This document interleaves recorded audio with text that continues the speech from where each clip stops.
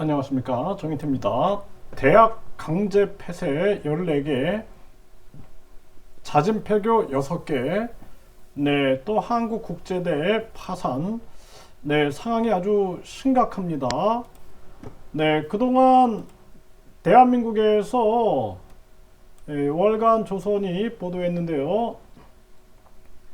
2023년 1월 31일 기준으로 강제 폐쇄가 총 14개 학교라는 것입니다. 그래서 아시아대, 선교청대, 국제문화대학원 대학교, 대구 외국어대, 서남대, 성화대, 서예대, 개혁신학교, 한중대, 한려대, 광주예술대, 명신대, 벽성대, 동부산대, 이러한 대학들이 강제 폐쇄를 당했고요. 자진 폐교, 경북 외대, 계약신학대학원대, 건동대, 인제대학원대, 대구 미래대, 한민학교, 이러한 학교들이 또 폐쇄를 한 겁니다. 그래서 이런 현상들이 앞으로도 이제 계속 급증할 텐데요. 지금 진주의 한국국제대학교 계약했지만 텅 빈 캠퍼스 4월 중 파산 신청한다. 임금 체불 100억 원, 공과금 10억 원 미납을 했다라는 거예요. 정상 운영이 어렵다라는 거죠. 네, 밀린 임금 공과금만 110억 원, 종폐 갈림길에 선 한국국제대, 네, 재정난 한국국제대 단전 단수 피했다. 파산 신청 가닥을 잡았다라는 것입니다. 네, 존폐위기 한국국제대 결국 법원에 파산 신청 가닥을 잡았다라는 것입니다. 대학 구성원들 공청회 통해 결정하고 학생 피해 최소화를 목표로 한다. 네, 그래서 4월 중에 신청 예정이다. 이렇게 나오고 있고요. 네, 진주 한국국제대 계획이 한계대학 퇴출법 재정 힘받나 이러고 있는 지금 상황입니다. 그래서 이 한계대학들에게 퇴로를 열어줘야 된다 이런 얘기들이 지금 또 정치권에서 나오고 있고요. 한국국제대 재정난 졸업은 할 수 있을지 의문이다 이런 정황이고요. 차라리 파산을, 네, 내용이 아주 지금 심각하다라는 거죠. 참 학생들이 참 안타깝습니다. 네, 차라리 폐교됐으면 꿈 접게 한 이 대학 물 전기도 끊길 판이다. 자, 이렇게 해서 차라리 학교가 폐교됐으면 좋겠다. 이런 얘기까지 나오고 있는 이러한 상황입니다. 심각한 상황이 아닐 수가 없고 학생 식당은 문 닫고 밥 먹을 곳은 편의점밖에 없다. 이렇게 얘기고요. 네, 교직원도 3분의 1로 줄어서 학사 행정이 마비가 된 그러한 정황이다라는 것입니다. 심각한 문제가 아닐 수가 없어요. 네, 재정난의 폐교 위기 한국국제대 학생들 우리는 어쩌나. 네, 참 이 가슴 아픈 일이 아닐 수가 없습니다. 우리나라가 결국에는 이렇게 강제 폐쇄가 14개 학교, 또 자진 폐교가 6개인 상황에서 또 이렇게 한국국제대가 파산을 하게 되는 그러한 정황인데요. 결국에는 이 정치꾼들이 저출산 고령화 문제를 300조 이상을 써놓고도 적극적으로 해결하려고 하지 않았던 거죠.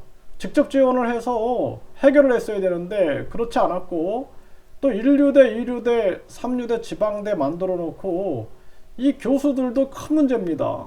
네, 그래서 1류대, 2류대, 3류대, 지방대 이거 없애라 계속 외치고 이 학벌주의를 비판하고 그래야 되는데 그걸 누렸던 거죠. 네, 그걸 누렸던 거죠. 그래서 비인간적인 아주 야만적인 1류대, 2류대, 3류대, 지방대 이런 걸 유지해 오면서 결국에는 지방에 있는 많은 대학들이 폐교하고 폐쇄하는 이러한 사태가 벌어지고 있는 것입니다.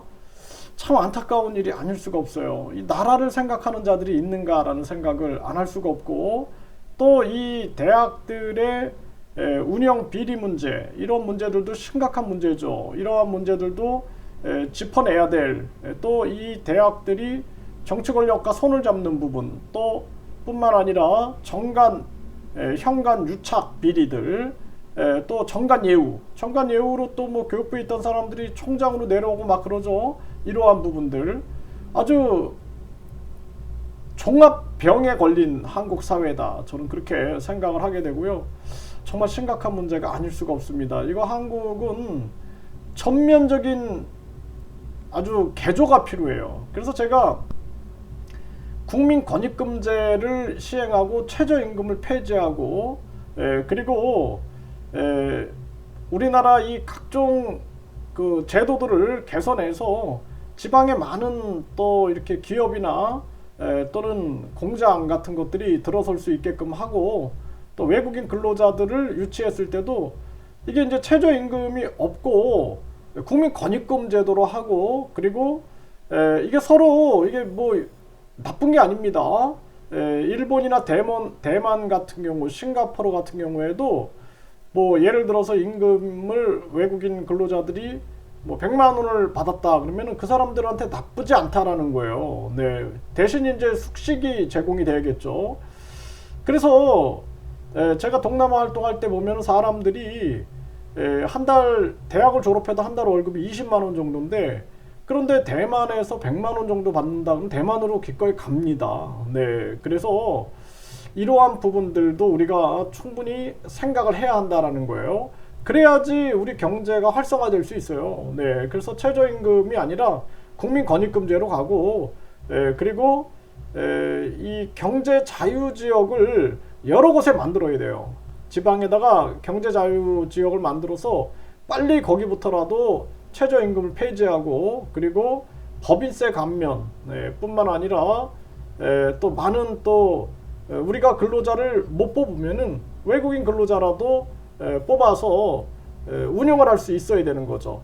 그렇게 하면서 이 대학들도 앞으로는 이 많은 그 직업교육 또 외국인 직업교육 시스템을 여기다 도입하고 그리고 또 이 산학이 같이 있어서 이 안에서도 각종 뭐 제조도 할 수 있게끔 만들고 대학 스스로 완전히 종합 문화센터 또는 기업과의 결합 이러한 것들을 해야 합니다. 그래서 이 대학 안에 영화관이라든지 식당 이런 것들이 들어올 수 있게끔도 하고 그리고 다양한 아주 잘 정제해서 잘 선별한 그러한 외국인들 불법 체류하지 않는 그런 사람들이 여기 와서 직업 교육도 받고 교육도 받고 그리고 그런 어떤 아르바이트도 할 수 있는 그런 시스템을 만들어 가지고 전면적으로 이 지방 살리기 나서지 않으면 안 된다라는 거예요. 이게 지금 아주 심각한 정황으로 대한민국이 흘러가고 있고 그래서 제가 이 대학교 총장님들한테도 이런 얘기 참 많이 했었거든요. 근데 뭐 정치권이 변하지 않고 정치인들이 당장 배가 부르잖아요. 이 사람들은 서민들은 지금 파산하고 있는데 억대 재산이 늘어나고 있다라는 거죠. 그러니까 이런 데 관심을 가질 이유가 없는 거죠. 나라가 지금 아주 심각한 정황으로 고통 속에 절망 속에 병 들어가고 있다. 가슴 아픈 현실입니다.